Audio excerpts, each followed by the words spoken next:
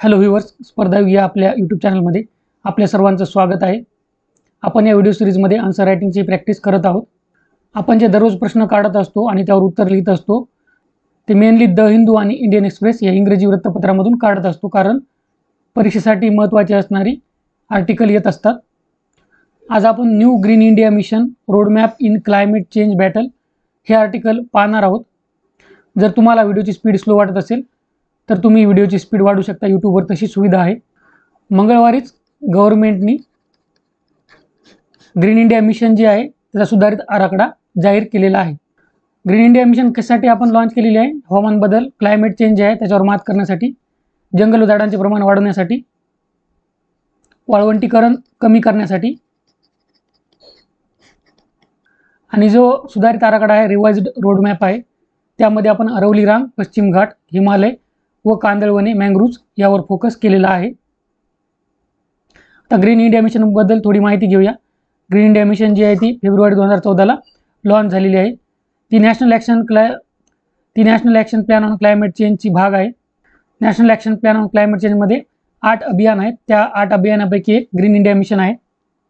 हे पहा, national action plan on climate change 2008 मध्ये लॉन्च केलेलं आहे। याच्यामध्ये हे 8 मिशन आहेत: national solar mission, national mission for enhanced energy efficiency, national mission on sustainable habitat, national water mission इत्यादी। आणि इथे बघा, national mission for green India हीच आहे ग्रीन इंडिया मिशन।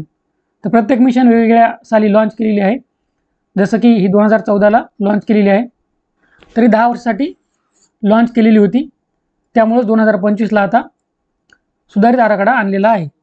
आता लक्ष्य काय आहेत, टार्गेट्स काय आहेत ते पाहूया। ग्रीन इंडिया मिशन जी होती त्यामध्ये 5 दशलक्ष हेक्टरवर झाडे लावायची होती आणि इतर 5 दशलक्ष हेक्टरवर वनांची गुणवत्ता सुधारायची होती।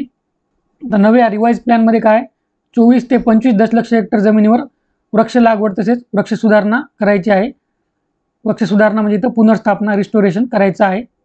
तर जुन्यामध्ये बघा 50 ते 60 दशलक्ष वार्षिक कार्बन डायऑक्साईड सिक्वेस्ट्रेशन करायचं होतं। आता कार्बन डायऑक्साईड सिक्वेस्ट्रेशन म्हणजे काय? आता आपल्याला फोटोसिंथेसिस, प्रकाश संश्लेषण प्रक्रिया माहीत आहे, जिच्यामध्ये झाडे कार्बन डायऑक्साईड शोषून घेतात, तर त्याचाच अर्थ सिक्वेस्ट्रेशन आहे।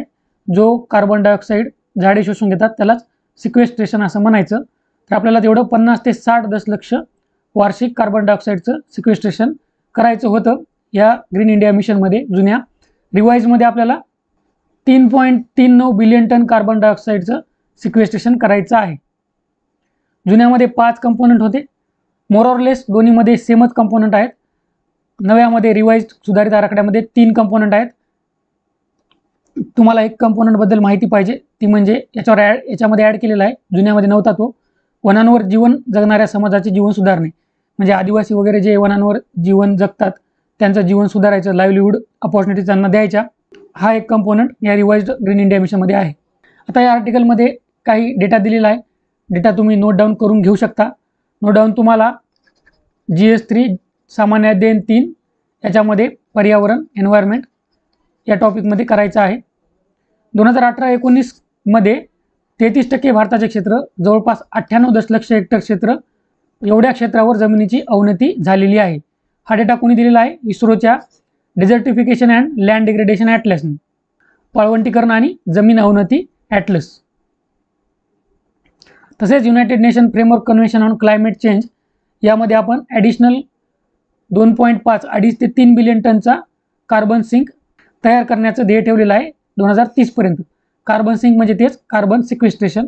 यामध्ये जंगले, गवताळ प्रदेश, ग्रासलँड्स, पाणथळ जमीन, वेटलँड याचं आपल्याला रिस्टोरेशन करायचं आहे।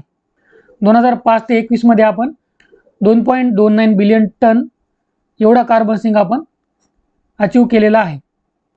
2.29 बिलियन टन कार्बन डायऑक्साईड वातावरणामध्ये जाण्यापासून आपण वाचवलेला आहे।